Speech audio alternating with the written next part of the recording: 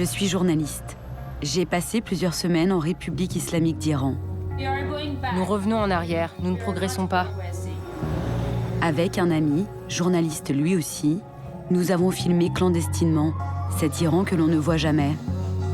Des Iraniens m'ont invité à partager leur intimité. Cette vie souterraine me fascine, leur liberté si risquée, leur révolte.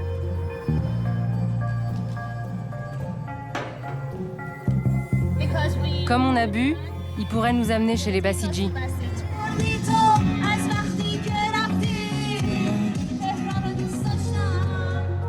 Malgré le danger, de nombreux jeunes bravent les interdictions.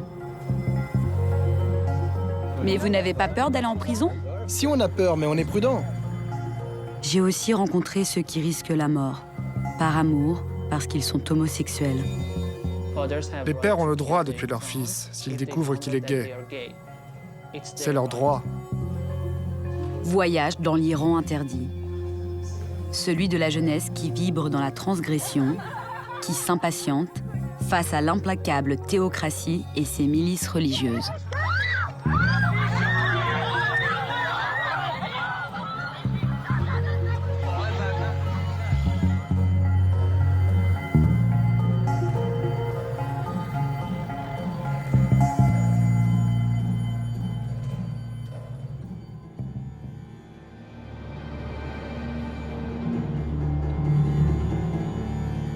Mon enquête commence à New York, au 33e étage d'un building, un studio de la chaîne de télévision publique Voice of America. I'm ready. Je suis prête. 1, 2, 3. Bonjour, ici Massi Alinejab, bienvenue dans mon émission hebdomadaire Tablette. Elle s'appelle Massi Alinejab, elle est iranienne. En 2005, à Téhéran, cette journaliste a osé dénoncer la corruption qui gangrène le régime des mollahs. Elle a connu la prison, puis l'exil. Aujourd'hui, elle continue son combat sur les chaînes diffusées par satellite. Massi est à l'origine d'une campagne sur Facebook. Au cœur de la République islamique, des femmes postent des photos, cheveux au vent, sans voile. Un acte interdit. La page My Starcy Freedom, ma liberté furtive, a dépassé le 1 million d'abonnés.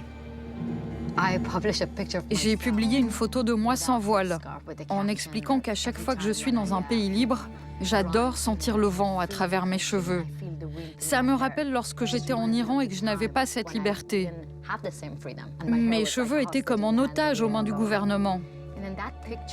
Et cette photo a encouragé de nombreuses Iraniennes à parler de leurs propres expériences. Elles prennent des risques en envoyant ces photos. Bien sûr, c'est considéré comme un crime en Iran. Ces femmes se mettent en danger, mais elles estiment qu'elles sont assez matures et que si elles ne protestent pas, ça ne changera jamais.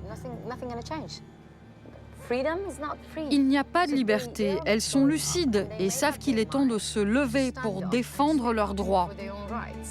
C'est le seul moyen d'être entendu et de repousser ces lois restrictives. Publier ces photos, braver l'interdit, c'est prendre un risque considérable. Ces femmes sont des résistantes, des rebelles. Je veux les rencontrer. Je commence à échanger grâce à une communication sécurisée pour échapper à la cyberpolice iranienne. Porter le voile, ça doit être un choix personnel.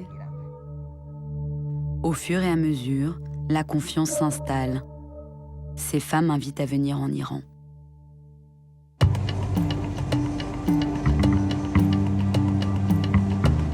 Impossible d'obtenir un visa de journaliste pour aborder la question des droits de l'homme en Iran. Nous partons donc avec un visa de touriste. Si nous sommes découverts, nous serons considérés comme des espions. Notre couverture, 2 jeunes mariés en route pour la nouvelle destination tendance. Notre matériel de travail, le strict minimum.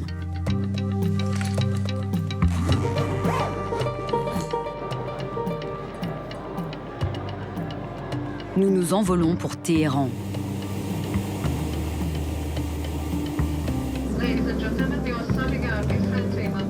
À l'approche de l'atterrissage, comme toutes les femmes, je suis tenue de me voiler. Nous passons la douane sans encombre. Et le chauffeur de taxi est plutôt chaleureux. Les Iraniens adorent les Américains. Et les Européens aussi, hein. J'ai entendu dire que les Iraniens adoraient danser. Oui, on adore danser. On aime beaucoup danser en Iran. Et vous avez le droit de danser à l'extérieur? Non, en public, c'est interdit. Par la fenêtre, on aperçoit les lumières vertes de l'immense mausolée dans lequel repose l'ayatollah Khomeini. C'est lui qui porta la révolution islamique. Le 1er février 1979, la foule acclame son retour. Il revient de son exil en France.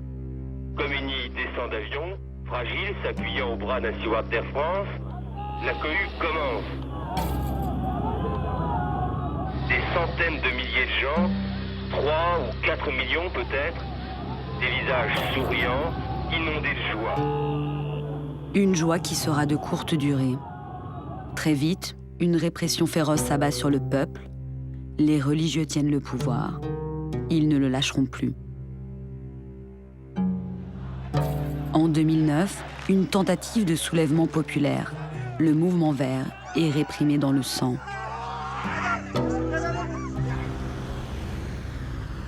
Mais une contestation souterraine s'organise. Une révolte silencieuse, individuelle.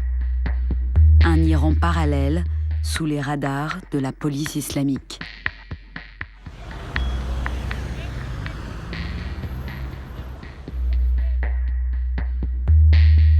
J'ai rendez-vous avec Sadaf, contactée avant de partir. Elle a 29 ans. Elle nous a donné rendez-vous dans un café. Nous devons dissimuler notre caméra. En parlant à des journalistes étrangers, elle risque plusieurs années de prison. Je veux vous montrer comment sont vraiment les Iraniens. Vous montrer le véritable Iran. Je veux que vous profitiez de chaque instant dans ce pays. Et que vous puissiez dire que les Iraniens sont des gens sympas. On ne veut que la paix, rien d'autre. Des cafés branchés.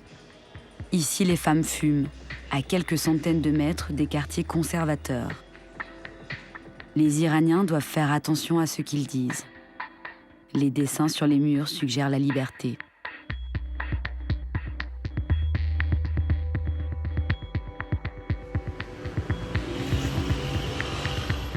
Sadaf nous invite dans l'appartement qu'elle partage avec ses sœurs dans un quartier cossu.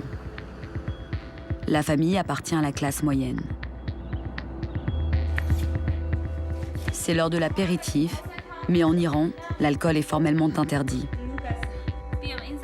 Tout comme les tatouages.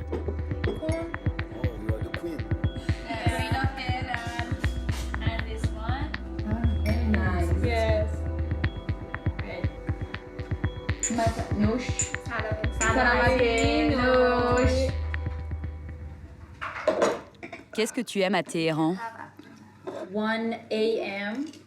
À 1h du matin, il y a encore beaucoup de monde dehors. Les gens s'amusent, ils mangent des grillades. C'est une ville vivante. Et qu'est-ce que tu n'aimes pas? Je souffre de toutes ces restrictions. Nous étions un grand pays avec une grande culture, un grand peuple. Je suis fière de l'histoire de mon pays. Mais actuellement, non. Je suis pas fière de ce pays. À cause du gouvernement? À cause de la révolution. Oui, je pense que nous revenons en arrière. Nous ne progressons pas. Pour sortir, nous devons nous voiler, couvrir nos cheveux. Comment tu te sens quand tu dois mettre ton voile? Je suis à bout, en colère. C'est triste. Pourquoi? Parce qu'on est obligé de porter le voile. On n'a pas choisi.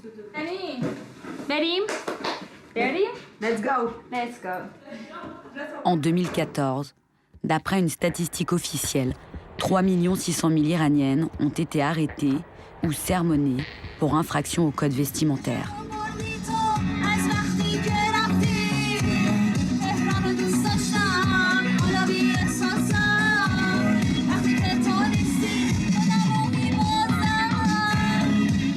Chanter en public est proscrit pour les femmes. Sadaf risque d'être arrêtée.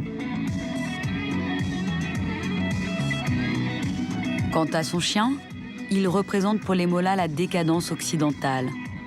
Si la police le voit, ils peuvent l'embarquer et le tuer. Il y a des policiers là. Donc je cache le chien, parce que s'ils le voient, ils vont tous nous arrêter. En plus, comme on a bu, ils vont nous amener chez la police religieuse. La police religieuse ? Prions pour qu'on ne voit pas la police.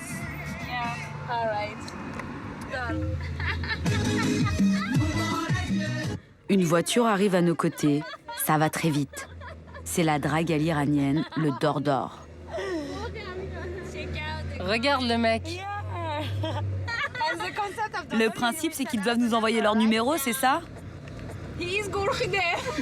Regarde, il a peur. Le Dor-Dor, c'est surtout le plaisir de jouer avec les limites.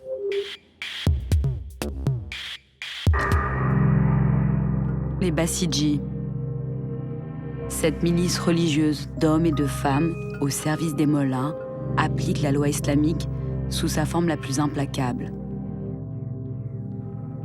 Ils sont toute une armée.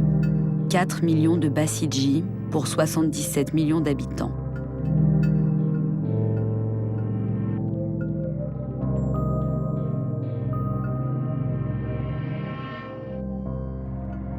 Fin 2016, une jeune Iranienne a été arrêtée lors d'une fête.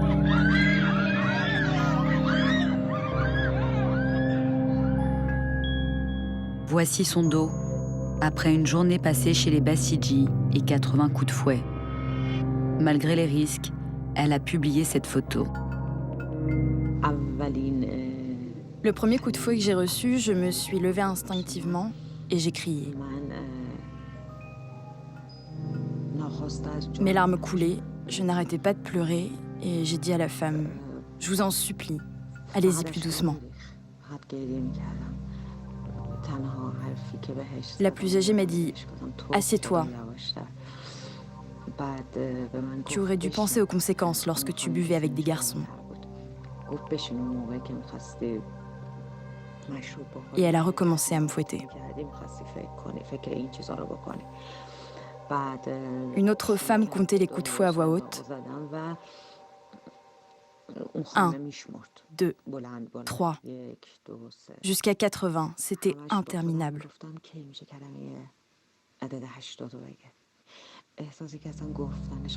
Cette douleur, je ne peux pas vous la décrire. Il n'y a que ceux qui l'ont vécu qui peuvent comprendre.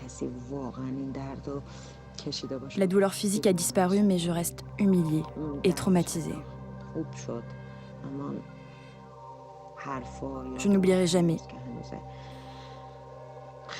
J'en fais encore des cauchemars.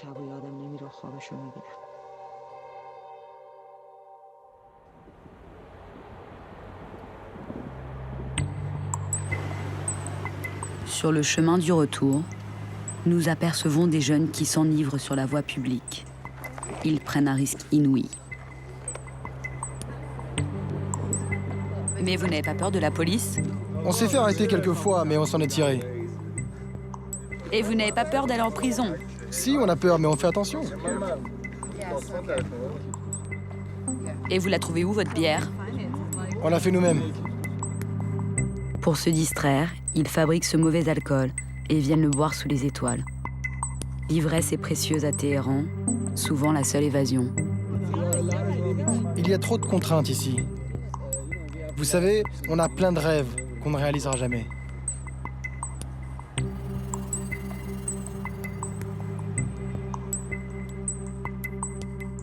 Selon l'Organisation mondiale de la santé, très peu d'Iraniens boivent de l'alcool, moins de 3% de la population. En revanche, ceux qui boivent ne le font pas avec modération. Près de 25 litres par personne et par an, 2 fois plus qu'un Français. De quoi susciter des vocations. Dealer d'alcool, un métier qui rapporte gros dans la capitale iranienne. Nous en contactons un, le rendez-vous est pris. Mais à la dernière minute... Allô? Allô? Ah ok, rappelez-moi dans 2 minutes. Pourquoi? Il ne peut pas monter ici. Le téléphone, L'homme est en bas de notre immeuble. Reza, mon caméraman, descend pour tenter de comprendre.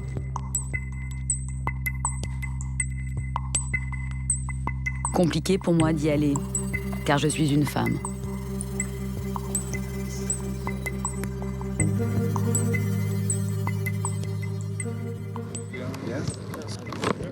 C'est trop dangereux en Iran à cause de la police. Tu me fais pas confiance? Ce n'est pas une question de confiance, c'est une question de sécurité. D'accord, je comprends. En effet, si les buveurs d'alcool risquent le fouet et la prison, pour les dealers, ça peut aller jusqu'à la peine de mort. Nous faisons une nouvelle tentative avec un franco-iranien. Comme tous les jeunes insoumis, il a son dealer habituel. Il l'appelle devant nous. Désolé de te déranger, mec. Je suis l'ami de... Tu peux préparer 3 bouteilles de vodka? Je t'envoie l'adresse par SMS. 100 € les 3 bouteilles de contrebande, importées depuis l'Irak voisin, un tiers du salaire moyen iranien. Il y a 335 000. On va chercher la bouteille. C'est connu, la prohibition ne stoppe jamais la consommation. Elle fait juste s'envoler les prix. Voilà.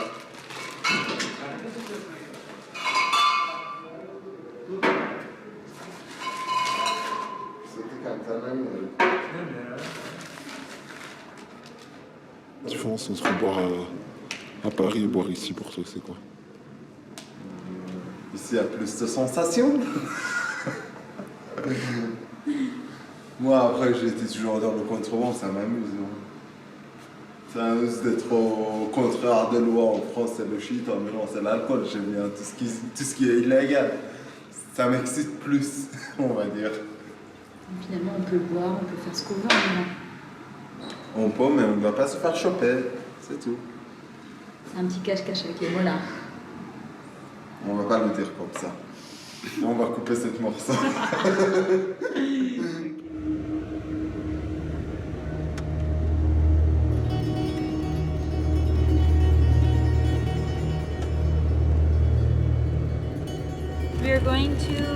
Nous allons chez un tatoueur. Il loue un appartement juste pour le tatouage, parce que c'est interdit en Iran. C'est secret? Oui, oui, absolument.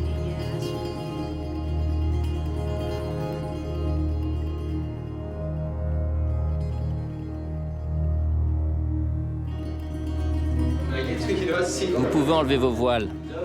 Mettez-vous à l'aise. Les tatouages pour les mollahs, c'est la décadence occidentale. Encore plus sur la peau d'une jeune femme comme Sadaf. J'ai celui-là, celui-là et celui-là.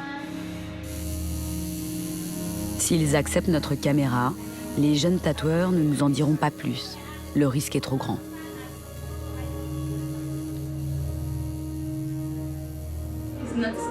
Ils n'ont pas peur? Non. Mais c'est illégal. On sait que c'est illégal, mais on assume le risque.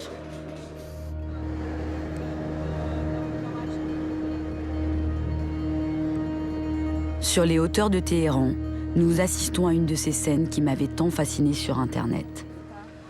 Des filles qui se dévoilent pour des photos. On met la caméra en bas pour pas les laisser, on leur demande.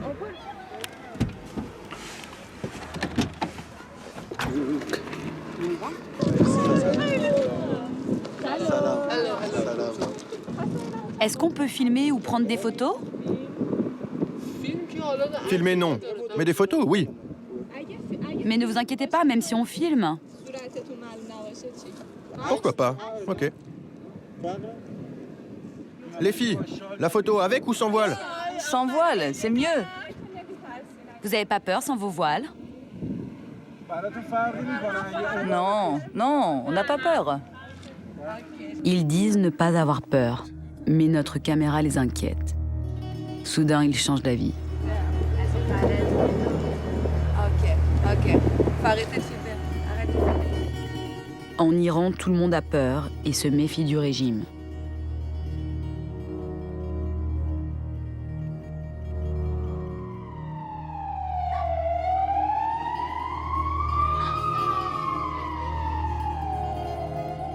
Sadaf nous amène chez un couple d'amis. Ils ont la trentaine et vivent dans le sud de Téhéran, les quartiers populaires.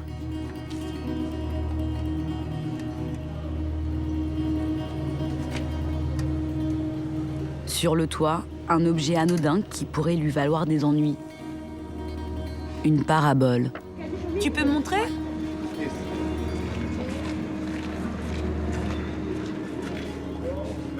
Ça, c'est le moteur pour aller de gauche à droite.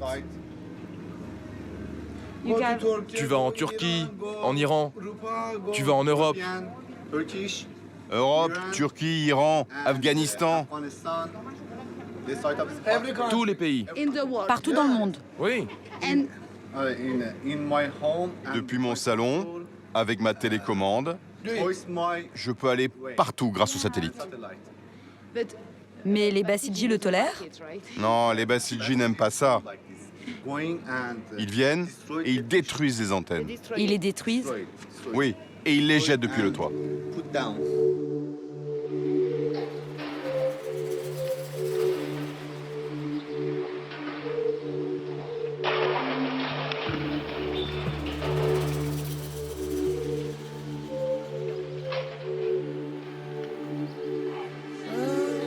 Grâce à sa parabole, il capte même nos chaînes de télévision.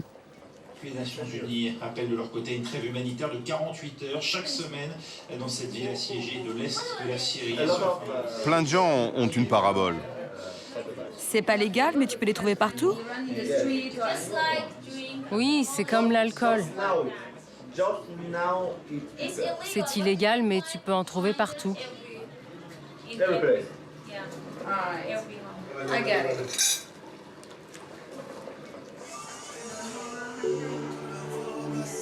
Il reçoit aussi les chaînes d'opposition en farsi.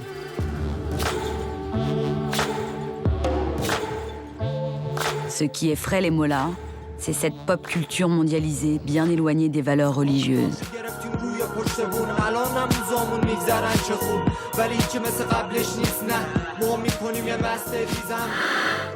Sur les chaînes officielles, l'ambiance est différente.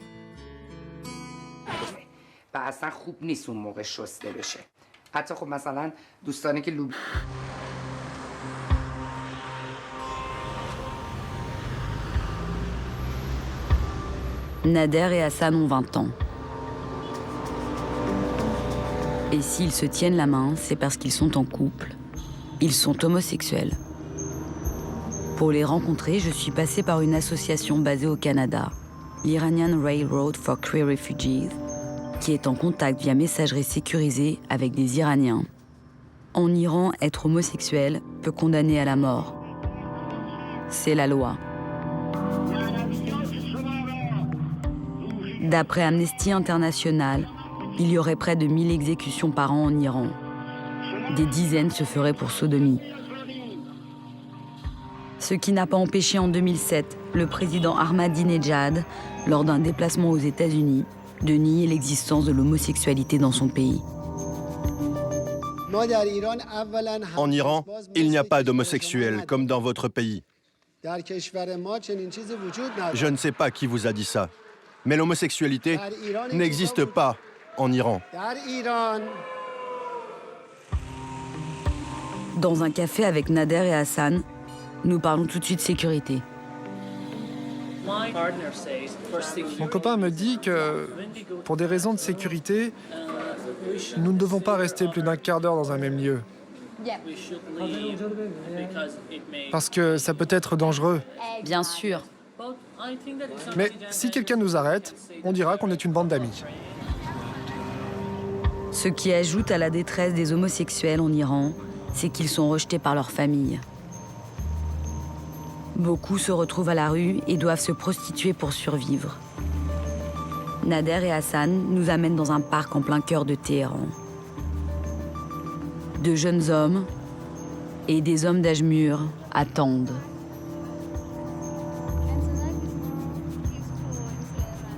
Il y a 2 jours, Nader a reçu une alerte de radio arc-en-ciel.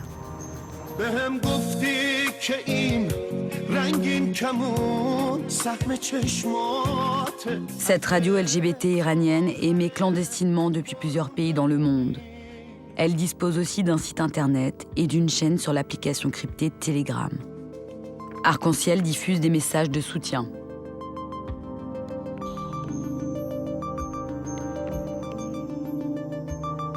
Mais surtout des annonces de vigilance. Le parc dans lequel nous nous trouvons est dans le collimateur du régime.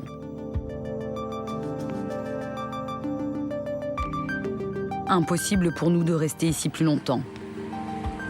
Hassan et Nader nous amènent dans un quartier connu pour ses nombreux restaurants. Ce soir, ils doivent y retrouver une bande d'amis homosexuels. Pour éviter d'être repérés par les Basiji, les lieux de rendez-vous ne sont pas précisés à l'avance. Il faut les chercher. Ce soir, leurs amis sont introuvables. C'est difficile de trouver des barguets à Téhéran. Oui, la situation est de plus en plus compliquée et dangereuse pour les homosexuels. Surtout depuis les annonces du gouvernement qui exigent l'arrestation des gays. La communauté se sent de moins en moins en sécurité. Donc on préfère éviter de se retrouver en grand nombre dans un même lieu. Donc aujourd'hui, c'est encore plus compliqué de se rencontrer quand on est gay. Oui. À Téhéran, il y a 1 an ou 2, on pouvait trouver des soirées où les homosexuels se réunissaient, dans une maison ou une villa pour faire la fête. Il pouvait y avoir entre 300 et 500 personnes. Mais il y a eu des descentes de police et des arrestations. Donc il n'y a plus de soirées comme ça. Pour discuter plus librement, nous les amenons dans un appartement prêté par un ami. C'est un réseau social pour les homosexuels. C'est la version farcie ? Oui, c'est la version farcie. Les gays en Iran l'utilisent ? Oui. C'est comme ça que tu as rencontré Hassan ? Oui. Le réseau social Manjam est basé à Londres. Le site est accessible en 28 langues. Manjam a été conçu pour aider les gays des pays dans lesquels l'homosexualité est un crime. Selon certaines ONG, les Basiji utilisent les applications de rencontres pour tendre des pièges aux homosexuels et les arrêter. Plusieurs cas ont été rapportés.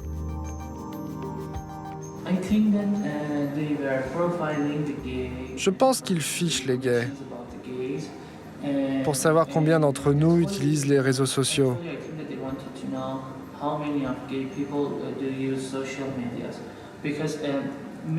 Parce que beaucoup d'applications gays sont encore disponibles et pas encore interdites par le gouvernement. Mais pas toutes les applications gays, celles comme Hornet, Jake ou d'autres.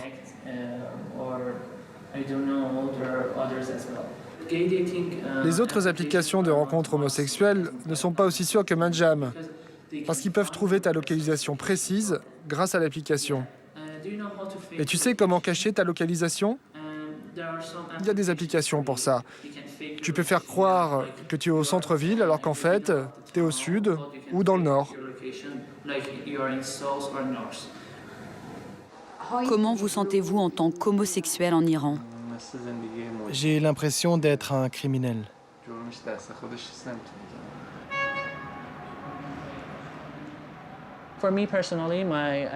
Moi, j'ai de la chance, car ma famille me soutient. Mais pour Hassan, comme la plupart des gays ici, c'est plus difficile, car ils ont des familles traditionnelles qui ne les acceptent pas. Ils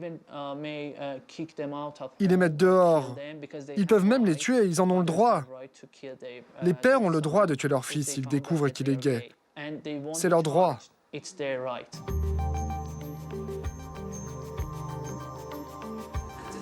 Tu connais des homosexuels qui ont été arrêtés? Je connais des gens qui ont été en prison parce qu'ils sont gays. Ils ont même été violés là-bas. Donc, tu ne peux pas avoir une vie de couple en tant qu'homosexuel ici. Étudier, travailler, avoir une maison quand tu es gay, c'est impossible. C'est pour ça qu'on veut partir. Aujourd'hui, le couple met tout en œuvre pour quitter l'Iran. Les deux hommes espèrent aller en Turquie.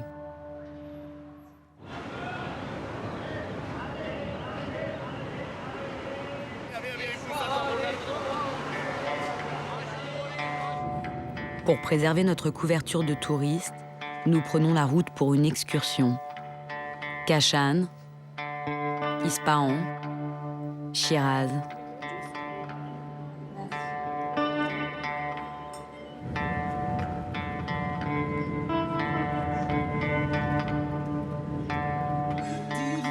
Puis nous arrivons à Persépolis, la capitale éternelle de la Perse antique.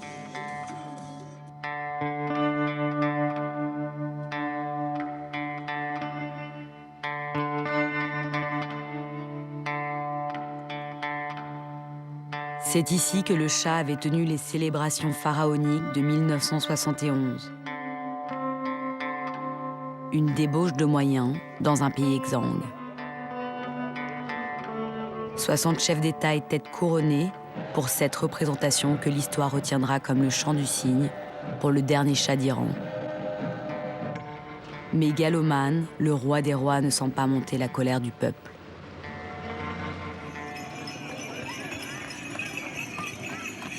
Nous avons rendez-vous avec une autre fille rebelle du groupe Facebook My Stalcy Freedom. Elle tient à nous montrer sa photo. Elle aussi a répondu à l'appel de Masih, la journaliste exilée aux États-Unis. C'était sur l'esplanade de la Mosquée Bleue à Ispahan, une ville particulièrement conservatrice. Au mépris des risques, elle retire son voile et le jette dans les airs. Pour moi, c'est un acte de courage. Vous n'avez pas eu peur du regard des gens? Si, mais ce n'était pas important pour moi. Tara est peintre, une autre activité étroitement surveillée par le régime. L'État iranien contrôle totalement la production artistique. Pour publier ou exposer, il faut une autorisation du ministère de la guidance islamique. En Iran, on ne peut pas dessiner ce qu'on veut. On ne peut pas tout montrer. Il y a une loi précise et on doit respecter cette loi dans toutes les représentations artistiques et aussi dans la peinture. Mais moi, je veux vivre librement, pouvoir peindre librement. Du coup, je peins chez moi. Je peins pour l'avenir et je continuerai. Vous savez, on ne donne pas une place ni un poids très important à l'art en Iran. Est-ce que vous vous censurez? Moi, je n'ai pas de limite. Je veux être libre. En Iran, vous ne pouvez pas exposer? Non. Pourquoi? À cause du hijab.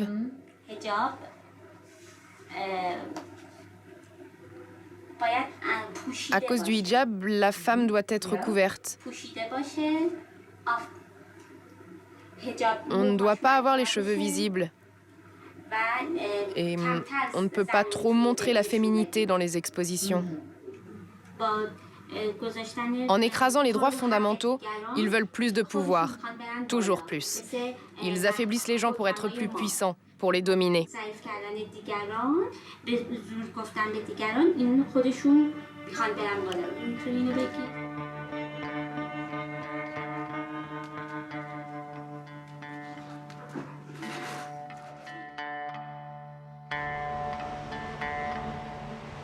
Nous sommes de retour à Téhéran.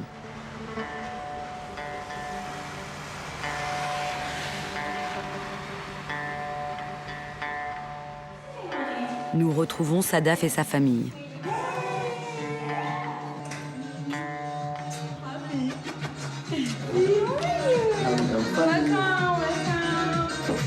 Elle nous a donné rendez-vous pour nous annoncer une grande nouvelle. Elle va quitter l'Iran.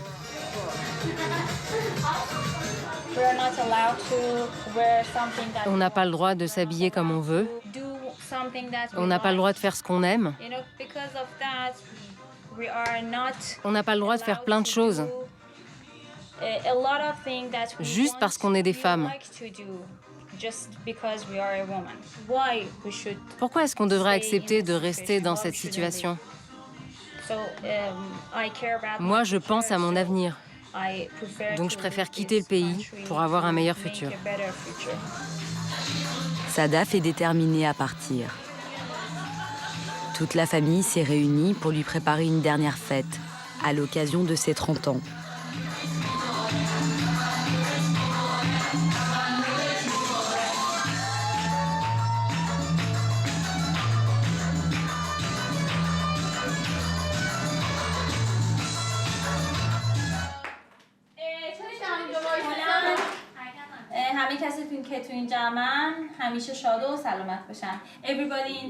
Vous tous ici, je vous souhaite d'être heureux pour toujours. C'est mon rêve.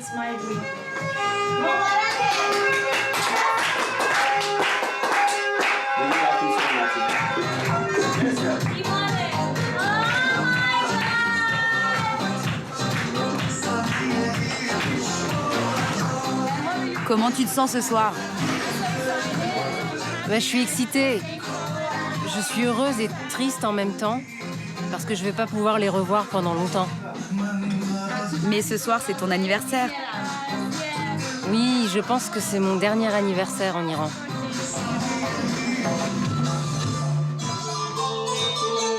La jeune femme économise depuis 10 ans. Au prix de nombreux sacrifices, elle a réussi à réunir 15 000 €. Pour Sadaf, c'est le projet d'une vie.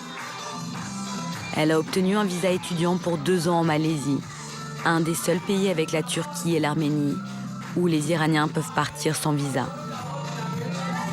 Elle y restera le temps d'essayer de trouver un autre pays d'accueil en Europe.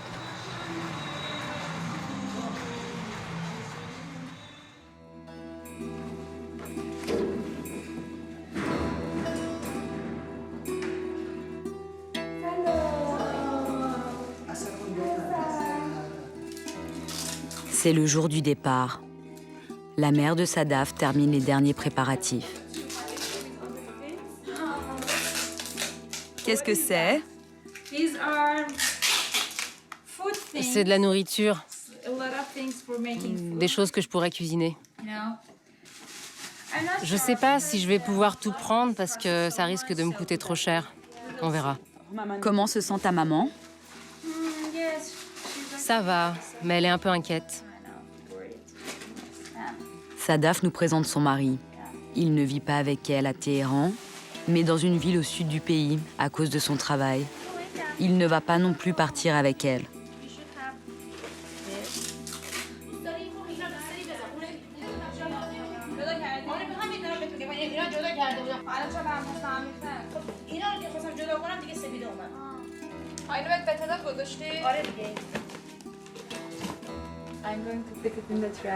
Je vais pouvoir me débarrasser de ce fichu foulard.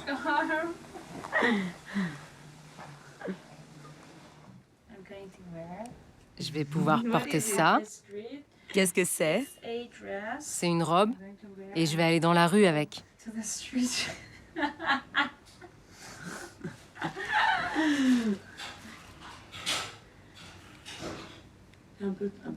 Comment vous sentez-vous?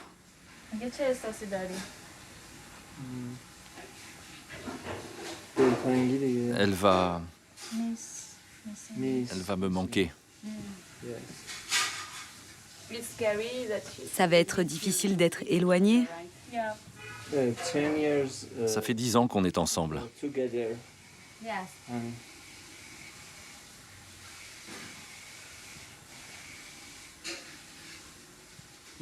Et je me sens ni bien ni mal. C'est bien pour elle.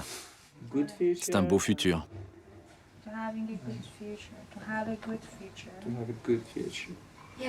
Tu penses qu'il comprend ta décision?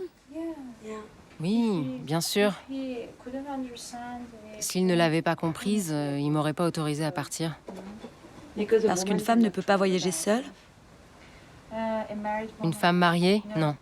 La loi nous l'interdit. Sadaf a de la chance. Son mari ne s'est pas opposé à son départ.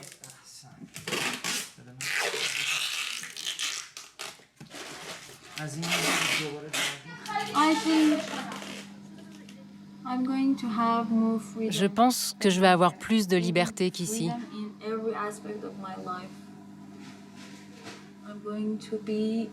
Je vais pouvoir être une vraie femme et pas faire semblant d'en être une. Je vais pouvoir être moi-même.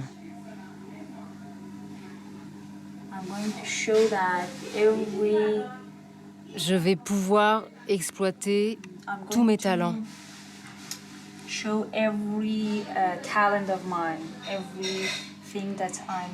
Toutes les choses que j'ai toujours voulu faire et que je n'ai jamais pu faire. Parce que je suis une femme en Iran.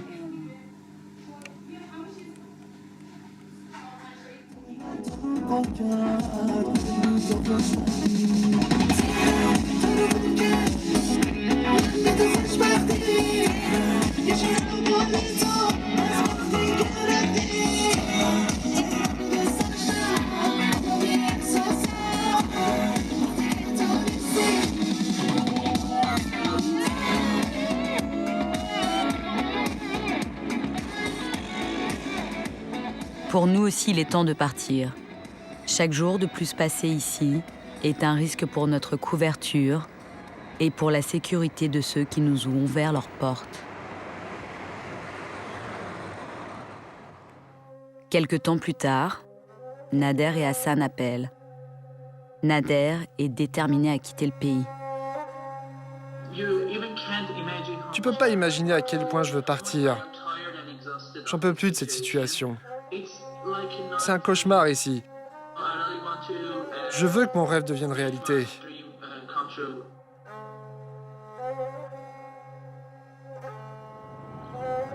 Finalement, c'est en Turquie qu'il nous donne rendez-vous, à Balıkesir, une petite ville au sud d'Istanbul. Comment ça se passe ici? Jusqu'à maintenant, tout se passe bien. Le temps passe super vite. C'est comme si j'avais quitté Téhéran hier.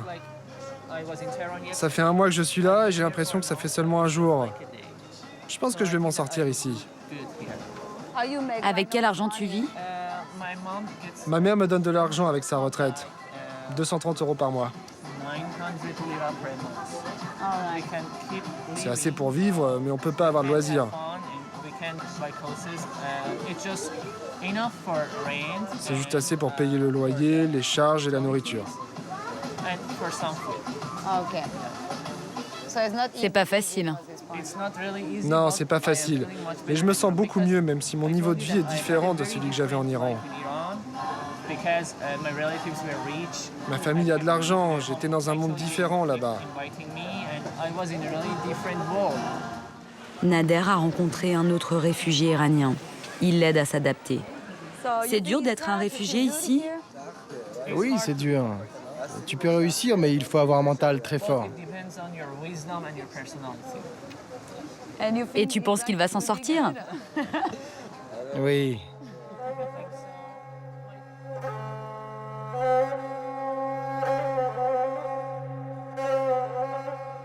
Nader prend goût à sa nouvelle vie. Qu'est-ce qui te plaît le plus ici? Pouvoir être ivre, voir des femmes sans voile. Ça te surprend? Oui, ça me fait chaud au cœur. Pourquoi? Parce qu'elles sont libres, elles sont respectées, elles peuvent faire ce qu'elles veulent. Et ce qui me rend heureux aussi, c'est qu'il n'y a pas de Bassidji ou de garde de la Révolution dans la rue.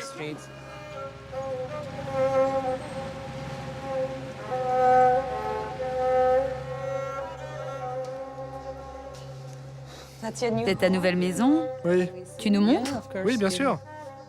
Là, c'est ta chambre? Oui. Ça, c'est mon livre pour étudier le turc. Et aussi celui-ci. Tous les réfugiés suivent des cours de langue dans une école à 30 minutes d'ici. Et c'est aussi un livre pour apprendre le turc. C'est important? Oui, c'est très important. Je dois apprendre le turc pour trouver un travail et pour me sentir plus à l'aise ici. Je comprends. On y va? Nader partage son appartement avec d'autres réfugiés iraniens. Vous êtes combien à vivre ici? 6. Moi et 5 autres personnes. Et comment ça se passe, la colocation? J'aime pas partager ma salle de bain et mes toilettes avec d'autres personnes. Mais j'ai pas le choix pour le moment. Et quand je pense aux réfugiés dans les camps, eux, ils n'ont rien. C'est incomparable. On a du chauffage, on a une salle de bain, et tout ce dont nous avons besoin. Mais dès que j'ai un travail, je déménage.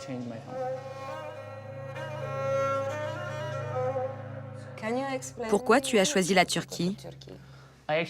J'ai pas vraiment choisi. La Turquie, c'est juste la première étape. J'aurais pu aller en Malaisie ou en Arménie.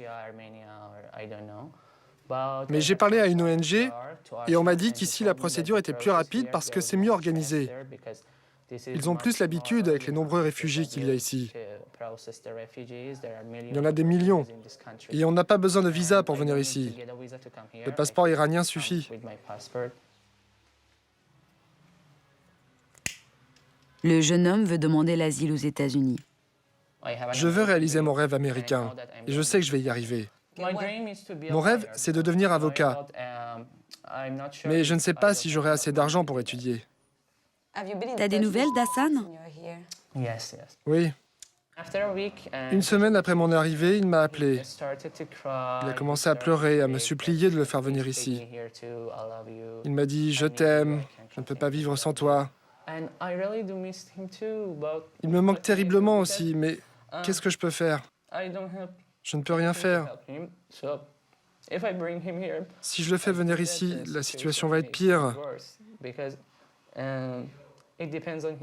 Pour le moment, je ne peux rien faire.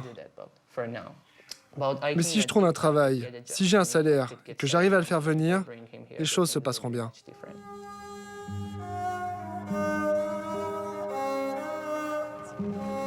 Nader a des rêves plein la tête. Il a trouvé la liberté, mais son compagnon Hassan est toujours en Iran. Depuis sa terre d'exil, Sadaf nous donne régulièrement de ses nouvelles.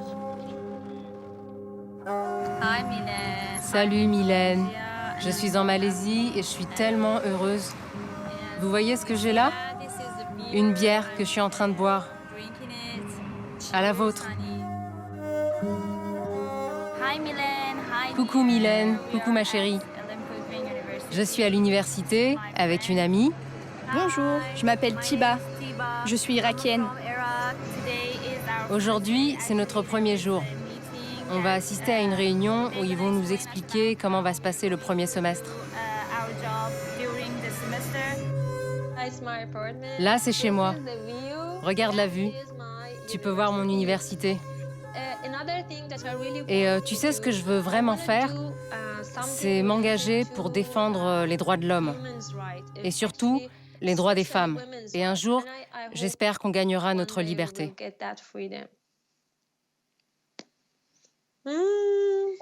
در این میانه دل میکشاند ما را به سویی یک سو غم او یک سو دل من بر تار مویی در این میانه دل میکشاند ما را به سویی This is for you.